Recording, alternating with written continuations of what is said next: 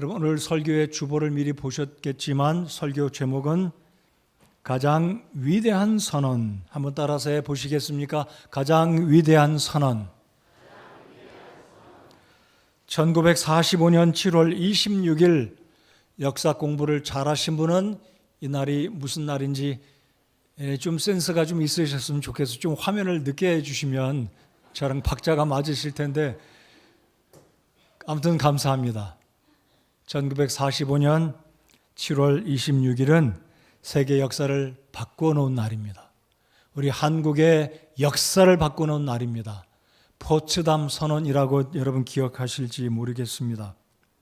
독일의 베를린 부근에 포츠담이라는 이 작은 도시가 있는데, 이곳에서 미국, 영국 그리고 중국의 순회들이 모여서 2차 대전을 종식시키는 이 일본으로 하여금 항복을 받아냈고, 일본이 점령한 국가들로부터 자유를 주고 독립을 허락할 것을 요구하는, 그래서 결국 사진에 보시면 패전국 일본의 당시의 왕이었던 이 사람의 이름이 무엇인가요?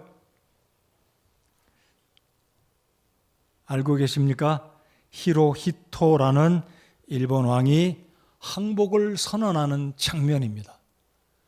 8월 15일 우리나라가 36년의 긴 일제 강점기를 끝으로 우리가 주권을 되찾아서 태극기를 들고 거리에 나가서 대한민국 만세를 외쳤던 감격스러운 날입니다. 아마 이때 기억하시는 분, 45년 이전에 예를 들어서 초등학생이었거나 그래도 기억이 나시는 분들은 그때 감격이 얼마나 감격스러웠는지 기억이 새삼스럽지 않을까 생각합니다. 이날은 우리의 역사를 바꾼 날입니다. 이날은 세계 역사를 바꾼 놀라운 포츠담 선언이 온 세계에 선포된 굉장한 날이었습니다.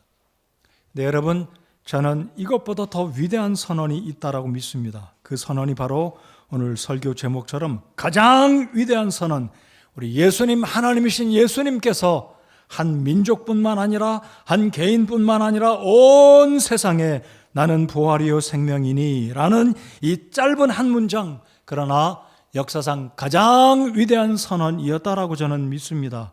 여러분, 그렇게 믿으십니까? 한 명의 역사뿐만 아니라 모든 세상의 역사를 바꾼 이 위대한 선언, 25절을 다시 한번 눈으로 보시기 바랍니다.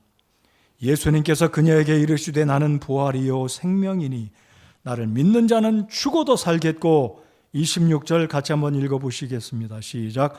누구든지 살아서 나를 믿는 자는 결코 죽지 아니하리라. 이것을 내가 믿느냐? 저는 이 25절 말씀이 역사상 가장 위대한 선언이었다라고 믿습니다. 전혀 의심치 않습니다.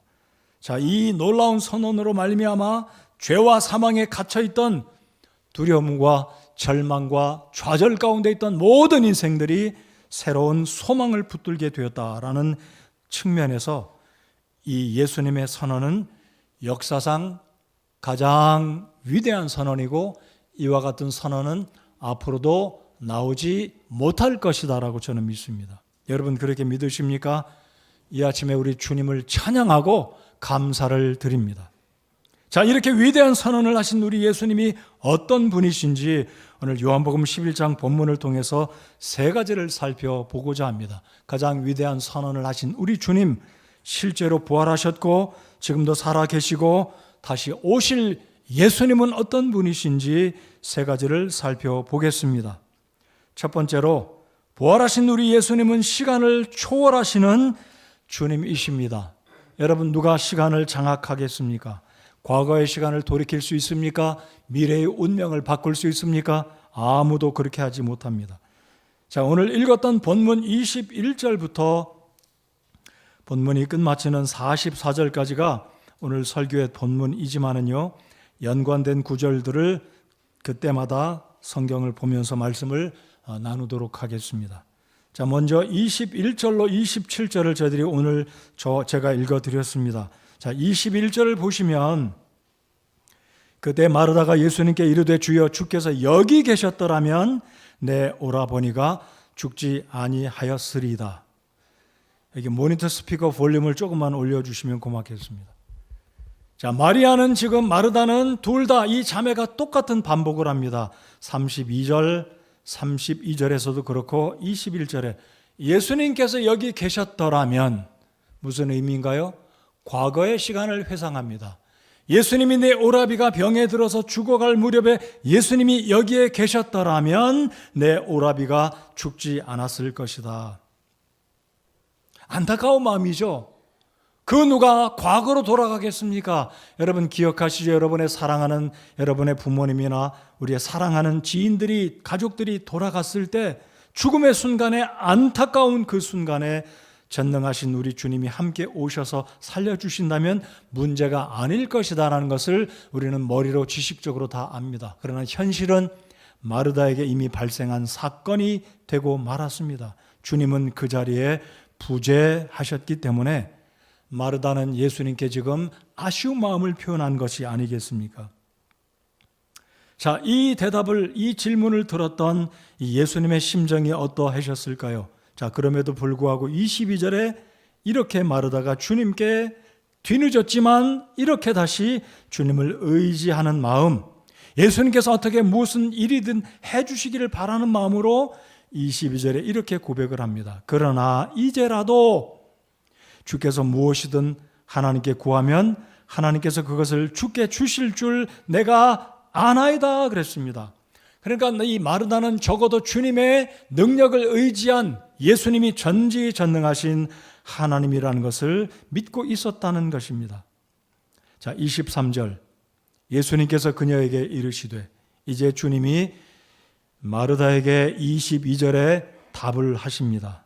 내 오라비가 다시 어떻게 될 것을요? 다시 일어나리라. 자, 그런데 24절을 보면 이 마르다의 대답이 기대와는 달리 예수님께 이렇게 말하지 않았습니까? 이제라도 주께서 무엇이든 하나님께 구하면 하나님께서 그것을 주실 줄 내가 아나이다 그랬습니다.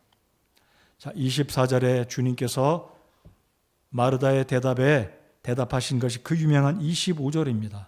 자, 24절을 다시 한번 읽어 보시겠습니다. 24절 시작. 마르다가 그분께 이르되 마지막 날 부활할 때 그가 다시 일어날 줄 내가 아나이다 하매.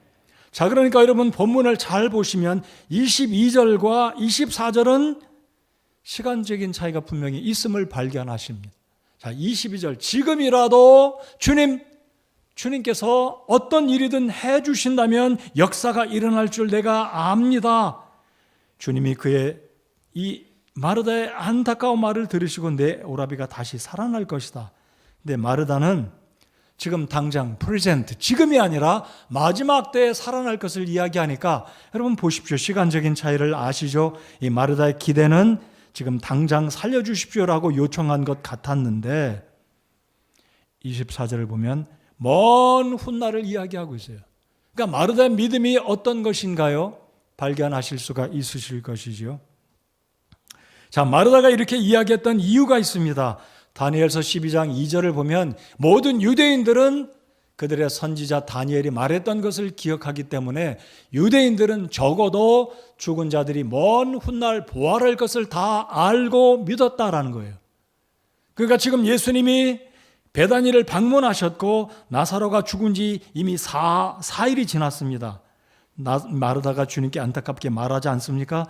주님께서 여기 계셨더라면, 주님 우리가 사람을 보냈을 때 빨리 오셔서 고쳐주셨으면 좋았을 것을, 그런데 이제라도 주님께서 무엇인가 해줄 수 있겠다라고 믿은 고백. 그런데 정작 답을 보면 시간적인 차이가 분명히 있어요.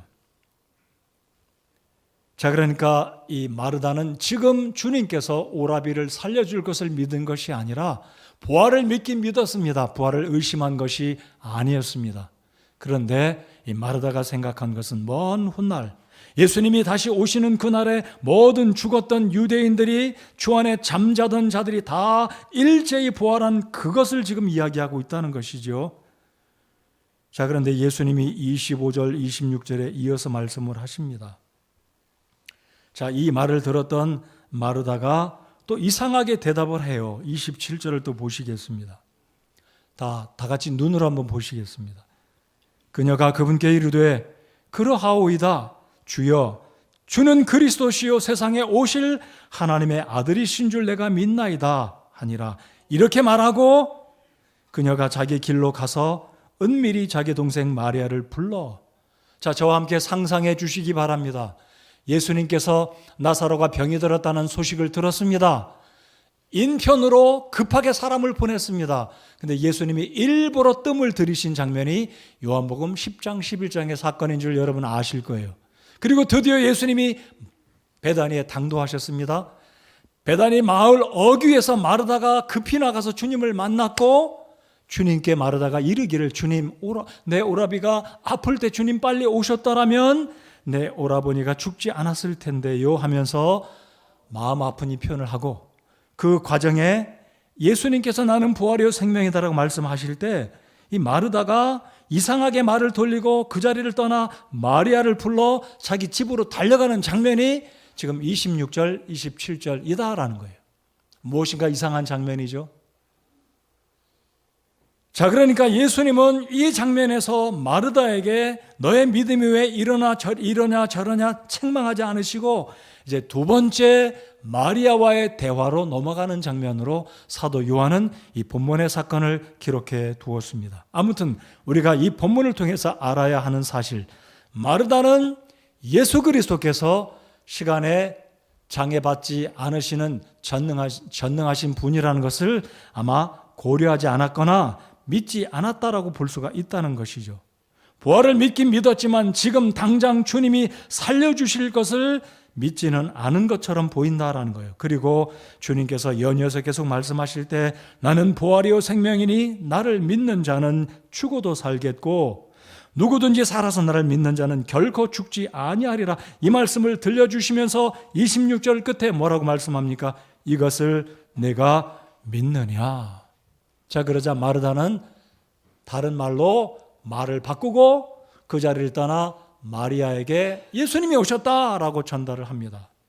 자, 그러자 이 사도 요한이 기록한 문장의 이 진행을 보시면 31절에 마르다가 집으로 갔겠죠. 그리고 마리아를 불러 마리아야 예수님이 오셨다. 슬피 울고 있던 이 마리아 동생에게 이야기합니다. 자, 31절 하반절을 보시면 이 마리아가 급히 나가서 베다니 어귀에 서 계신 주님을 찾아 나가죠. 32절 보시겠습니다. 자, 눈으로 보십시오.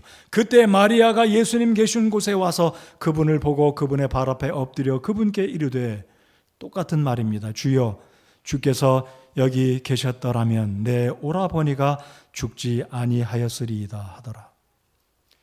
여러분, 성경은 이 마리아와 마르다, 나사로 3남매의 아버지, 어머니가 어떻게 되었다라고 기록하지 않고 있습니다.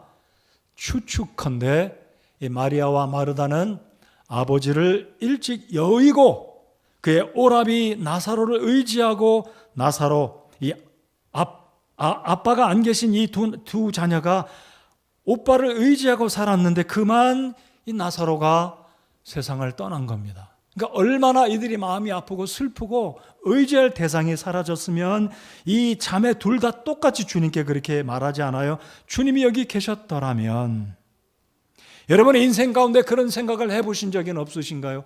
주님이 내 기도를 일찍 들어주셨다면, 내 아버지와 어머니가, 내 남편과 내 아내가, 내 자녀가 세상을 떠날 때 주님께서 살려주셨다면, 이런 생각해 보시지 않았나요? 저는 그런 적이 있어요. 어머니의 호흡, 맥박이 멈춰가는, 제 친손으로 어머니의 손을 잡고 맥박이 점점점 시들어가고 맥박이 멈췄던 그 순간 1989년 12월 17일 새벽 시간에 저희 어머니가 그렇게 하나님 나라에 들어가셨습니다. 마르다의 심정, 마리아의 심정, 이것은 남의 심정이 아니라 우리 모두가 공감하는 전능하신 주님, 여기에 주님이 계셨다라면, 자, 제가 여러분의 주목을 어디에, 관심을 어디에 두고 싶게 하냐면요, 우리 주님은 과거에도 현재에도 미래에도 주님이 하시고자 하신다면 우리에게 있어서 이미 지나간 일도 부정한 일도, 포기한 일도, 까마득하게 잊어버린 일도 주님께서 원하신다면 시간과 상관없이 주님은 되돌이키실 수 있으시고 죽은 자도 살리실 수 있는 부활의 주님이라고 믿으십니까? 자, 그래서 주님은 이 마르다를 위로하시면서 이제 그 장면을 보시겠습니다. 자, 첫 번째 대지는 무엇이라고요? 우리 주님은 시간에 영향을 받지 않으시는 전능하신 주님이신 줄 믿으십니까? 그렇기 때문에 우리 주님은 부활이요 생명이 되시는 주님이신 줄 믿으시기를 바랍니다. 자, 이제 슬픔과 상심과 좌절 가운데 있는 이 마리아에게 주님이 무엇이라고 이야기하시는지 주님은 사실 뭐라고 말씀하시지 않으시고, 자, 이제 보십시다. 33절. 마르다와는 좀 다르세요. 그러므로 예수님께서 그녀가 우는 것과 또 그녀와 함께 온 유대인들도 우는 것을 보시고 영으로 신음하시며 괴로워하시고. 두 번째 대지는 이것입니다. 부활하신 예수님은 우리를 불쌍히 여기시는 주님이시다라는 것입니다. 오늘 이 아침에 여러분의 마음속에 과거의 어떤 일로 인해서 사랑하는 내 아내와 내 남편과 나의 부모와 과거의 내 삶 가운데 절대로 전능하신 주님이 이 일만큼은 붙들어 주셨으면 좋았을 텐데 하고 여전히 과거를 회상하고 슬픔과 좌절과 낙심 가운데 계신 분이 혹시 계시다면 우리 주님께는 시간이 문제가 되지 않으신다는 것을 확신하시고 전능하신 주님을 이 아침 시간에 소망 가운데 주님을 바라보고 신뢰하시는 부활의 주님, 생명의 주님을 믿으시는 저와 여러분 모두가 되시기 바랍니다. 자, 여기서 우리가 보아야 되는 것은 우리 주님은 우리의 슬픔을 동정하시는, 우리의 슬픔과 좌절과 낙심을 주님 또한 슬퍼하신다라는 것을 기억하시기 바랍니다. 그래서 두 번째 설교 대지의 빈칸은 주보의 빈칸에 그렇게 채워두시기 바랍니다. 부활하신 예수님은 우리를 불쌍히 여기시는 주님이십니다. 여러분, 이 마르다와 이 마리아가 얼마나 슬펐습니까? 그럴 때 주님은 그들의 눈물을 보셨습니다. 그리고 영으로 신음하셨고 괴로워하셨습니다. 이제 그리고 우리 주님은 이제 나사로를 살려주시려고 말씀하신 그대로 25절, 26절을 살아서 나를 믿는 자는 결코 죽지 아니하리라 이 말씀을 이루어 주시려고 마리아에게 묻습니다. 너의 오라비 어디에 두었느냐? 34절. 이르시되 너희가 그를 어디에 두었느냐 하시니 그들이 그분께 이르되 주여 와서 보시옵소서 하매 예수께서 우시더라. 나사로의 문 앞에 가시며 그 무덤 문 앞에 가시면서 주님께서 또다시 우십니다. 여러분, 우리 주님께서 눈물을 흘리신다는 사실, 여러분, 우리 주님은 누구처럼 매장하신 분이 아니라 적어도 우리와 함께 우리의 슬픔을 보실 때 전능하신 하나님이신 그분은 사람이시기 때문에 우리의 슬픔을 함께 슬퍼하실 줄 아는 슬픔의 주님, 눈물의 주님이다라는 것을 오늘 이 아침에 생각하고 우리 주님이 나의 슬픔도 보시는구나, 내 가슴이 찢어지고 좌절과 낙심 가운데 있을 때 나의 그 주님은 내 슬픔을 아시는 주님이구나, 얼마나 우리 주님이 감사하신 주님이신지 다시 한번 주님께 우리의 마음을, 우리의 눈길을, 우리의 초점을 우리 주님께 다시 향해서 소망을 되살려내는 이 아침 시간이 되기 바랍니다. 여러분, 모든 눈물은 참된 신앙의 결과라고 말할 수는 없습니다. 잘 들어보십시오. 어떤 사람이 어떤 종교를 가졌던 모든 눈물은 참된 신앙의 결과는 아닐 수 있지만 성숙한 믿음은 다른 사람의 아픔에 대한 눈물로 나타내줘야 한다고 저는 믿습니다. 바로 우리 주님이 그런 주님이셨습니다. 우리를 향해서 눈물을 흘릴 줄 아는 우리 주님이셨다라는 것입니다. 이사야 53장을 한번 펴보시겠습니까? 스크린에 53장의 말씀이 있을 텐데 제가 3절 4절을 읽겠습니다. 이사야 53장. 자, 제가 읽겠습니다. 아직 못 피신 분은 그냥 스크린을 봐주시면 고맙겠습니다. 그는 사람들에게 멸시를 당하고 거부되었으며 슬픔의 사람이요 고통을 잘 아는 자라. 우리는 그를 피하려는 것 같이 우리의 얼굴을 감추었으며 그는 멸시를 당하였고 우리는 그를 귀히 여기지 아니하였도다. 참으로 그는 우리의 고통을 짊어지고 우리의 슬픔을 담당하였거늘 우리는 그가 매를 맞고 하나님께 맞아 고난을 당한다고 생각하였노라. 여러분, 53장 3절에 슬픔의 사람이요 고통을 잘 아는 자라. 슬픔의 사람, man of sorrow 그랬습니다.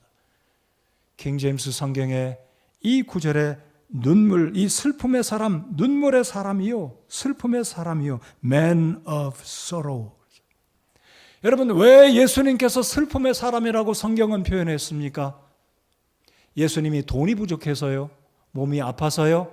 십자가의 그 고난이 너무나 슬퍼서 어쩔 줄 몰라서 슬픔의 사람이라고 표현했다라고 저는 믿지 않습니다.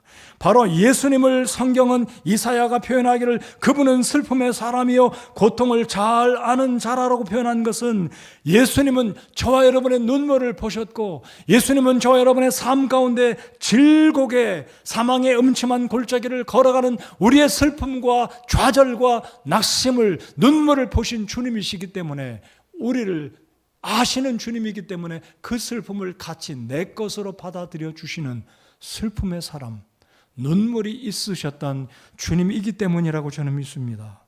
얼마나 좋으신 주님이신가요? 그럼에도 불구하고 이스라엘 백성들은 참으로 생각하기를 그는 우리의 고통을 짊어진 것이 아니라 그는 자신의 잘못 때문에 십자가에 매를 맞고 하나님께 매를 맞아 고난을 당한다고 생각하였다라고 이사야가 기록하지 않았습니까? 여러분, 이 아침에 주님 앞에 나오실 때 부활주일을 기념하고 예배드리는 것을 알고 오셨을 겁니다. 제가 지난주에 말씀드렸잖아요. 지난 한 주간은 종려주일이고 주간은 순환주일이고 오는 주일은 부활을 기념하는 주일입니다라고 말씀을 드렸습니다. 혹시 금주간에 이번 주간에 운전하시다가 극동방송에서 순환주일이다, 예수님의 순환에 대한 찬송가를 많이 들어보신 분 혹시 계실 겁니다. 자, 오늘 부활주일이에요. 그렇죠?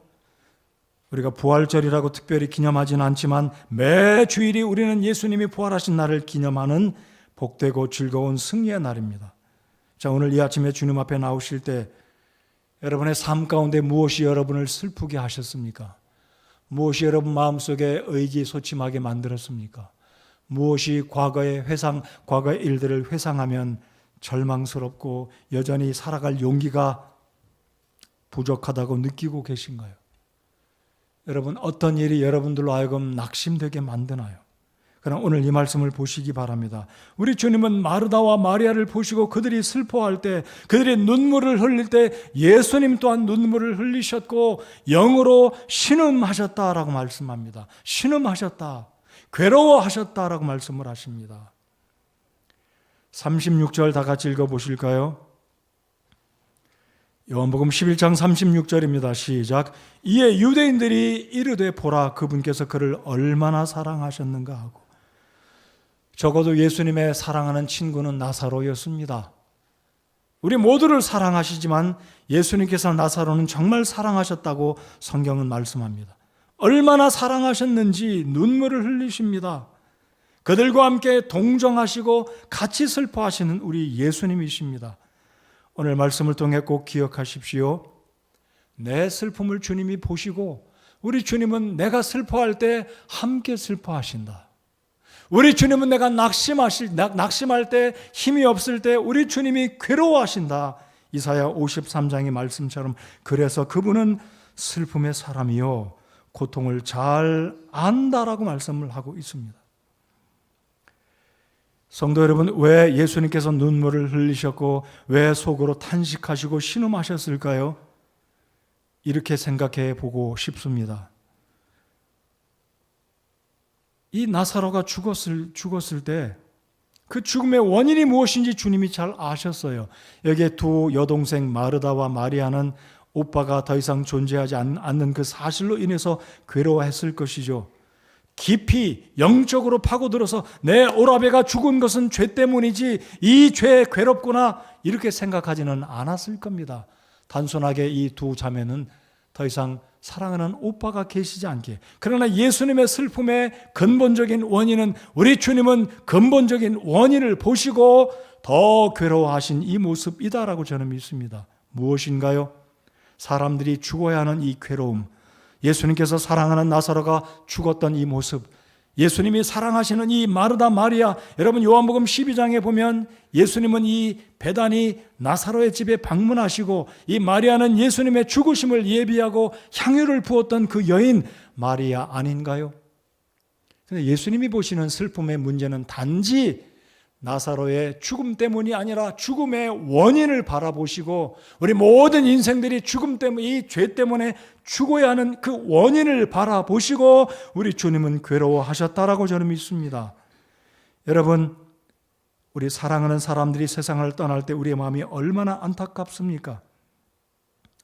아침에도 이종금 자매님이 예배당 앞 입구에 들어서셨을 때 제가 여쭤봤어요. 어머니 어떠신가요? 욕창으로 많이 힘드시죠? 병원에 가서 욕창의 부위를 긁어내시고 소독하고 오셨대요. 얼마나 마음이 아프시겠어요? 여러분, 우리 모든 질병의 원인, 사고의 원인, 죽음의 원인은 어디에 있습니까? 결국 모든 원인들은 죄 때문에 비롯된 것인 줄 우리가 믿고 있지 않습니까? 예수님은 이들을 바라보시고 그들의 눈물을 보시고 같이 동정을 느끼시고 슬피 눈물을 흘리셨지만, 예수님의 그 슬픔의 원인은 깊이 들어가면 결국 우리 모두는 죄의 값을 지불하고 죽어야만 하는 우리의 연약함, 우리의 운명 때문에 주님은 눈물을 흘리신 것입니다. 여러분, 눈물과 하나님의 은혜는 정비례 한다고 믿습니다. 눈물이 있는 곳에 하나님의 용서와 하나님의 자비가 있기 때문입니다. 우리 예수님은 모든 인생들의 죄로 말미암아 죽을 수밖에 없고, 구원받지 못하면 영원한 불못에 떨어지는 인생들의 운명을 보신 주님은 이 땅에 그들을 구원하러 오시기는 했지만 이 죄의 문제를 보시고 우리 주님이 신음하시고 괴로워하시고 우셨다라고 저는 믿습니다. 자, 이제 예수님께서 발걸음을 옮기고 나사로를 살리시려고 나사로의 무덤 앞에 서시게 됩니다. 자, 37절, 38절이 바로 그 장면인데요. 성경 한 구절을 읽고 이제 세 번째 대지로 넘어가 보겠습니다. 히브리서 4장 15절, 16절 한번 보시겠습니다. 자, 같이 또 한번 이 구절을 읽어 보시겠습니다. 자, 이 구절을 읽으실 때 이 뜻이 무엇인지 잘 생각해 보셔야 됩니다. 이게 좀 이해하기가 좀 쉽지 않은 표현이 이렇게 나와 있어요. 같이 읽겠습니다. 시작.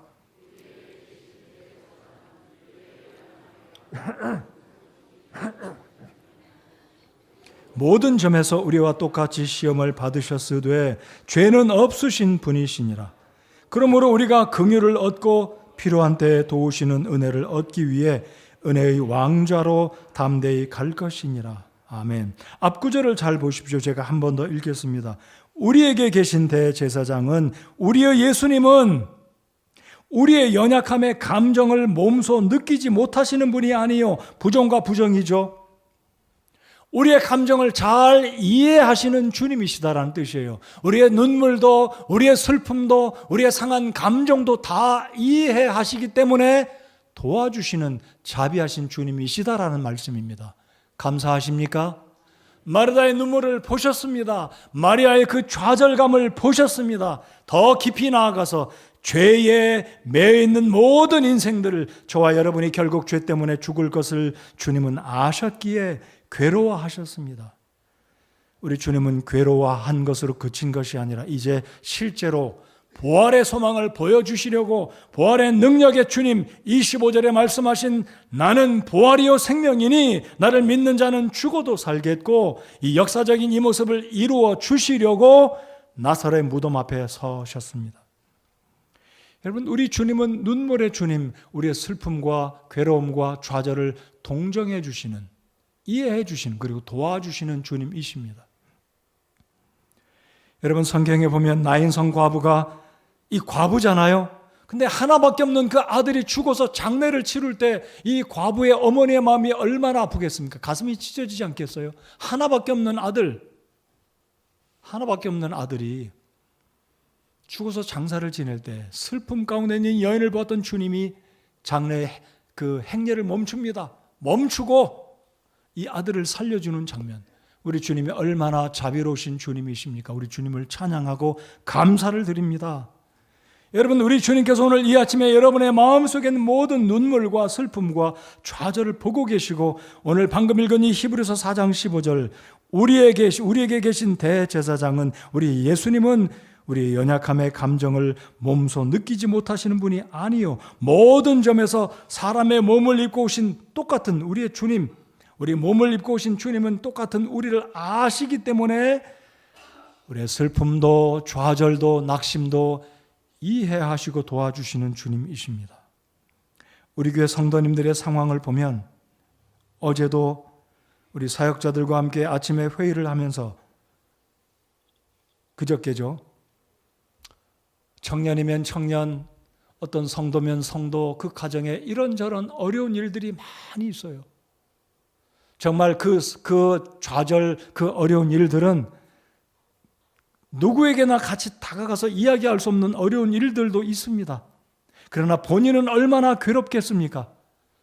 낙심이 되고 앞이 깜깜하고 앞이 안 보이는 것 같은 이러한 상황 가운데 있는 이 우리 성도들의 모습을 나는 모르고 여러분도 모를 수도 있겠지만, 우리 모두는 서로 모를 수 있겠지만, 우리 연약함을 아시는 그 주님은 다 보고 계시고 위로하시고 찾아가서 여러분을 붙들어 주실 수 있다는 이 예수님이라는 사실을 이 아침 시간에 확신하시고, 주님께 여러분의 상한 마음을 털어놓으시고 주님 좀 도와주십시오라고 주님께 나아오시는, 주님께 소망을 두시는 여러분 모두가 되시기를 바랍니다.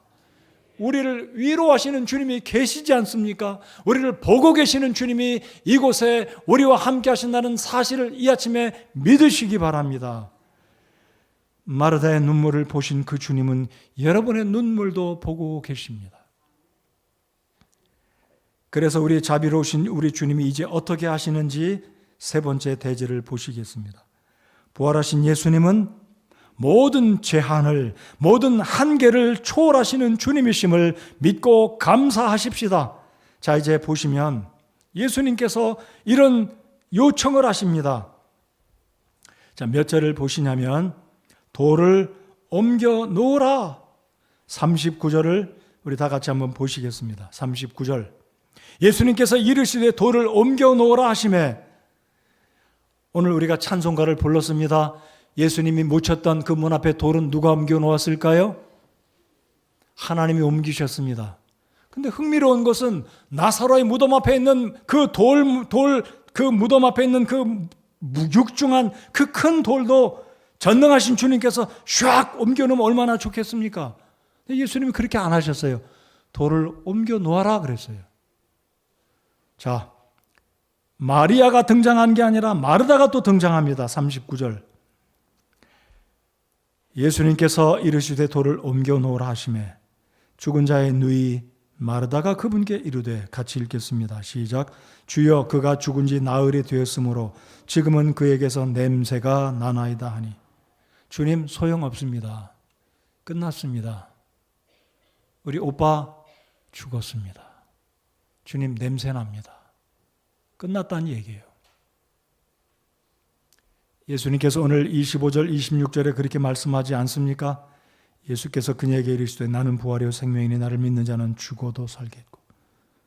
27절, 28절 제가 말씀을 드렸듯이 그 정도 됐으면 마르다가 영적인 센스가 있어서 정말 주님 지금 살려주신다는 말씀인가요? 라고 묻던지, 마르다는 대충 얼버무리고 예수님의 면전을 떠나 마리아에게 가버리지 않았습니까? 자, 이 마르다의 말인즉슨 이것입니다. 유대인들은 사람을 죽어서 굴에 묻으면 3일간은 망자, 그 죽은 자의 혼이 무덤 안에 머물다가 3일이 지나면 떠나가 버린다라는 거예요. 예수님 며칠 만에 부활하셨습니까? 3일 만에. 나사로 며칠 만에 부활했습니까? 사흘이에요, 나흘이에요? 나흘입니다. 저는 가끔가다 사흘, 나흘이 막 헷갈려요.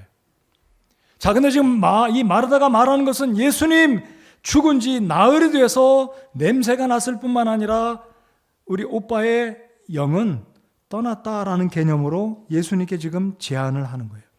소용없습니다.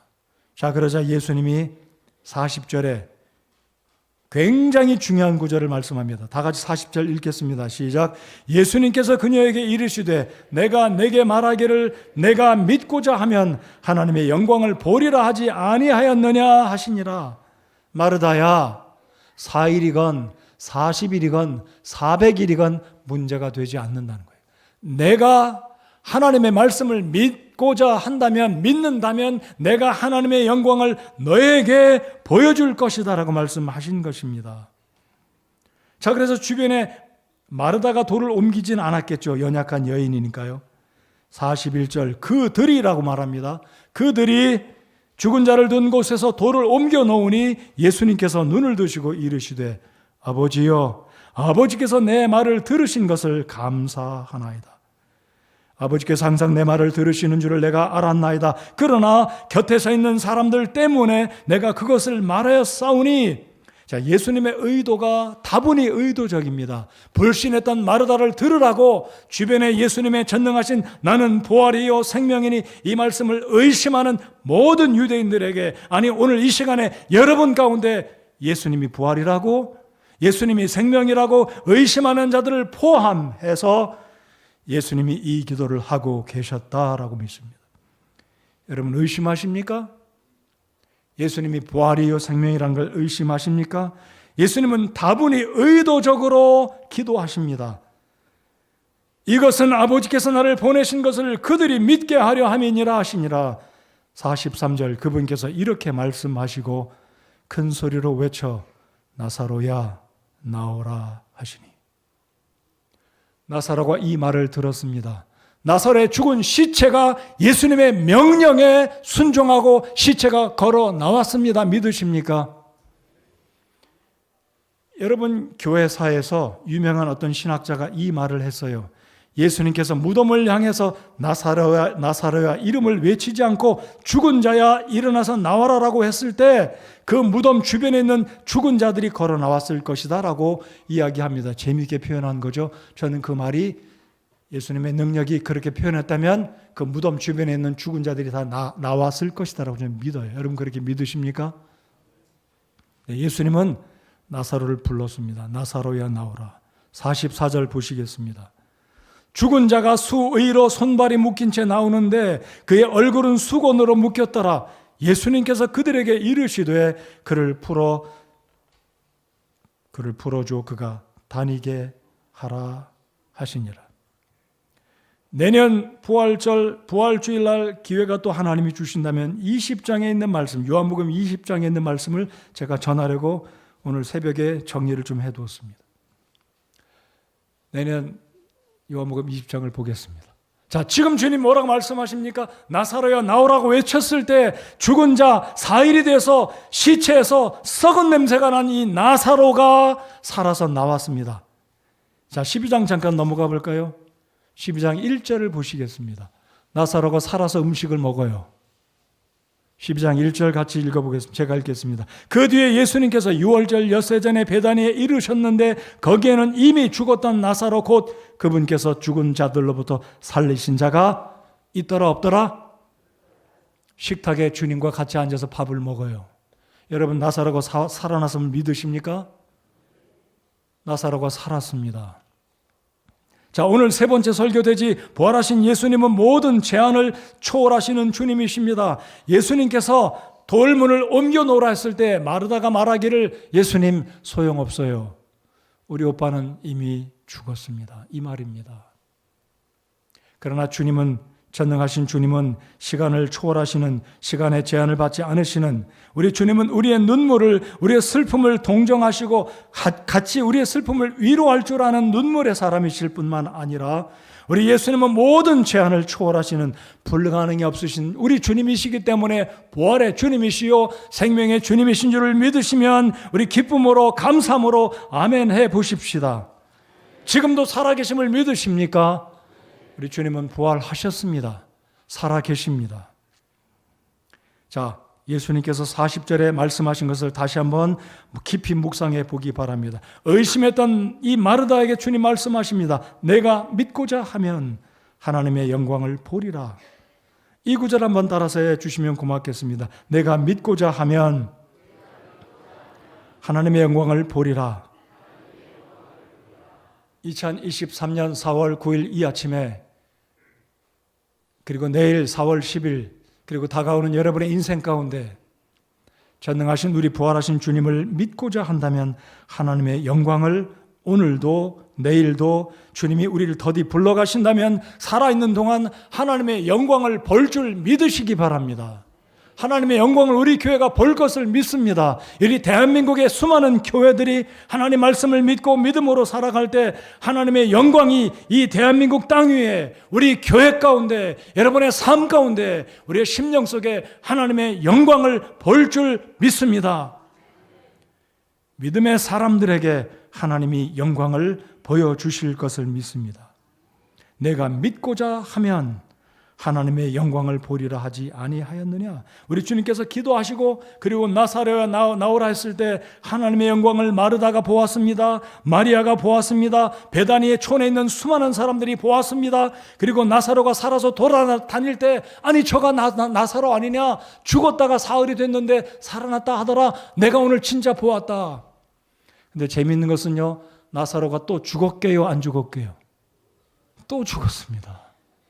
살아났다가 또 죽었어요. 근데 꼭 기억하십시오. 우리 예수님의 부활은 부활했다가 또 죽은 것이 아니라 영원히 살아계시고 지금도 살아계심을 믿으시기 바랍니다. 바로 이것이 예수님이 말씀하신 나는 부활이요 생명이니 위대한 선포, 가장 위대한 역사상 가장 위대한 선언인 것입니다. 자, 하나님의 영광에 대해서 제가 조금만 더 이야기해 보고 싶습니다. 우리가 살고 있는 이 세상에 우리의 인생 가운데 하나님의 영광을 보면서 산다면 얼마나 좋겠습니까? 때때로 우리가 원하든 원치 않든 참 어두운 모습도 봅니다. 좋지 않은 모습도 봅니다. 죄를 짓고 하나님의 마음을 또 아프게 할 때도 있습니다. 그러나 우리가 믿음으로 살고 하나님 말씀에 순종하면 살아계신 부활의 우리 주님은 저와 여러분의 삶 가운데 영광을 볼 수 있는 놀라운 축복을 우리에게 계속해서 주실 것이라고 저는 믿어 의심치 않습니다. 여러분, 모세가 120살 되어서 죽음을 바로 앞두고 모세가 이렇게 기도를 합니다. 시편 90편 16절에 주의 일을 주의 종들에게 나타내시며 주의 영광을 그들의 자손들에게 나타내소서. 아마 저는 세 아들의 아버지로, 여러분들은 저는 아직 손자, 손녀 보지 못했잖아요. 조만간에 보기를 바라는 마음이 있습니다. 여러분들 자손들이, 여러분들의 손주들이 하나님의 영광을 보기를 원하십니까? 자, 눈 감고 좀 묵상하시는지 모르지만 저를 보십시오. 여러분의 삶 가운데 하나님의 영광을 보기를 정말 소원하십니까? 여러분들의 손주들이, 여러분들의 증손자들이 하나님의 영광을 나타내는 그 놀라운 역사들을 할아버지 내가 보기를 원하시냐고요. 이걸 위해 기도하시기 바랍니다. 놀라운 축복이라고 저는 믿습니다. 그래서 모세는 120살 되어서 죽음을 바로 앞두고 기도하기를, 주님, 이 백성들의, 나의 후손들의 삶 가운데 하나님의 영광을 나타내 보여주시옵소서라고 기도한 것입니다. 이 기도가 저의 기도입니다. 이 기도가 여러분의 기도가 되어야 할 줄 믿습니다. 이 기도가 우리 모두의 기도가 되어서 하나님, 내 자식들이, 내 후손들이, 우리의 자손들이, 우리의 다음 세대가 하나님의 영광을 볼 수 있도록 그들의 학교에서, 그들의 일터에서, 그들의 가정에서, 그들의 마음속에서, 그들의 시야에서 영적으로, 물리적으로 직접 하나님의 영광을 볼 수 있는 복 있는 인생을 살아가는 우리 모두가 되기를 바랍니다. 그것은 물질적으로 나타날 수 있습니다. 그래서는 학교에서 상 받을 수 있어요. 상 받으니까 제가 상 받았더라, 제 예수님 잘 믿는 아이더라, 소문이 나면 하나님의 영광이 나타난 것이 아니겠습니까? 우리 가서 메달을 땁니다. 국제 굉장한 대회에 가서 상을 받습니다. 누구누구 크리스찬이 돼, 크리스찬 이래, 하나님의 영광이 나타나는 순간이 아니겠습니까? 사업을 해서 잘 됩니다. 우리 하나님께서 영광을 받으시는 순간이라고 믿고 열심히 믿음으로 주의 일에 힘쓰는 저와 여러분 모두가 되시기 바랍니다. 그래서 바울 사도는 고린도전서 10장 31절에 그런즉 너희가 먹든지 마시든지 무엇을 하든지 모든 일을 하나님의 영광을 위하여, 아멘이 아니라 하라 그러셔야죠. 다시 한번 읽어볼게요. 먹든지 마시든지 무엇을 하든지 하나님의 영광을 위하여 하라. 아멘입니까? 하나님의 영광이 나타나는, 하나님의 영광을 위해서 살아가는 저와 여러분 우리 교회 모든 성도님들 되시기 바랍니다. 자, 43절에 방금 읽은 것처럼 나사로가 드디어 살아나왔습니다. 주님께서 말씀하십니다. 그를 풀어주어 그가 다니게 하라. 살아났어요. 여러분 나사로가 진짜 살은 줄 믿으십니까? 여러분 이거 소설책으로 여러분 받아들인 분 없으시죠? 진짜 나사로가 살은 줄 믿으십니까? 요한복음 12장에 보았잖아요. 그럼에도 불구하고 나사로는 또 죽었어요. 언제 죽었는지 모릅니다. 그러나 나사로는 죽었어요. 재미있는 이야기 말씀드려 볼까요? 나사로는 2번 부활합니다. 한 번 남았어요. 언제입니까? 저와 여러분이 죽어서 땅에 묻혀서 예수님 오실 때 부활할 그때 나사로도 부활할 겁니다. 믿으십니까? 성경에 부활 안 한 사람이 또 있을 거예요. 적어도 에녹과 엘리야는 죽지 않았기 때문에 부활을 안 할 것 같아요. 천국 가면 알겠지만 안 죽었으니까 부활 어떻게 하겠어요? 지금 살아서 천국에 있잖아요. 믿으십니까? 근데 나사로는 죽었습니다. 자, 오늘 설교의 결론입니다. 우리 예수님은 25절에 역사상 가장 위대한 선언, 선포, 나는 부활이요 생명이니 나를 믿는 자는 죽어도 살겠고 살아서 믿는 자는 영원히 죽지 아니하리라. 어떻게 해요? 우리가 살아있는 동안 예수님이 오시면 우리는 죽지 않고 공중으로 곧바로 올라갈 것입니다. 믿으십니까? 살아생전에 예수님이 오기를 저는 정말 바라요. 이기적인 것 같지만 여러분 살아생전에 예수님이 오시기 원하시는 분 계신가요? 아멘 하시는 분 그대로 이루어지는 복이 임하기를 바라봅니다. 저도 그래요. 자, 오늘 말씀의 25절을 다시 한번 다 같이 한번 읽어보시겠습니다. 25절 읽겠습니다. 시작. 예수님께서 그녀에게 이르시되 나는 부활이요 생명이니 나를 믿는 자는 죽어도 살겠고 26절 누구든지 살아서 나를 믿는 자는 결코 죽지 아니하리라. 이것을 내가 믿느냐 하시니 아멘. 오늘도 삶에 이런저런 어려운 일이 있고 슬픔과 좌절과 낙심이 있지만 그럼에도 불구하고 이 자리에서 예배를 드리고 있는 여러분들 인해서 감사드립니다. 이런저런 어려움이 있지만 믿음으로 주님 앞에 여러분의 영적인 시선을 고정하고 믿음으로 하나님의 약속을 붙들고 계신 여러분들로 인해서 하나님께 감사드리며 우리 주님을 찬양합니다. 끝까지 버티십시오. 끝까지 예배하십시오. 끝까지 하나님 말씀을 신뢰하십시오. 내가 믿고자 하면 하나님의 영광을 보리라 하지 아니하였느냐 하시니라. 이 말씀을 가슴에 담아 두시고 하나님 제 생애 가운데 믿음으로 살고 어려움과 슬픔과 눈물이 있지만 부활하신 우리 주님 부활이요 생명이니 앞에 2글자를 붙이면 나는 부활이요 생명이니 부활하신 우리 예수님을 바라보시고 슬픔과 좌절 가운데서도 뒤로 물러가 낙심하지 말고 슬럼프에 계속 머물러 계시지 말고 자리를 박차고 일어나 이 자리에 와서 예배하시고 나의 부활 되신 주님, 나의 생명 되신 그 주님이 나를 보시고 나와 함께 천국에서 주님 뵐 때까지 나를 지키실 마태복음 28장에 주님이 약속하신 이 말씀을 상기해 보시기 바랍니다. 세상 끝날까지 내가 너희와 함께 하겠다는 약속의 말씀을 붙들고 나의 부활 되시고 나의 생명 되신 그 예수님, 나는 부활이요 생명이라고 말씀하신 역사상 가장 위대한 이 선언을 하신 그 주님이 나의 주님이다. 우리의 주님이다. 우리 교회의 머리가 되신다는 것을 확신하면서 주님과 동행하시는 여주 동행의 믿음의 여정을 계속해 나가시는 여러분과 제가 되기를 바랍니다. 다 같이 고개 숙여 기도하겠습니다.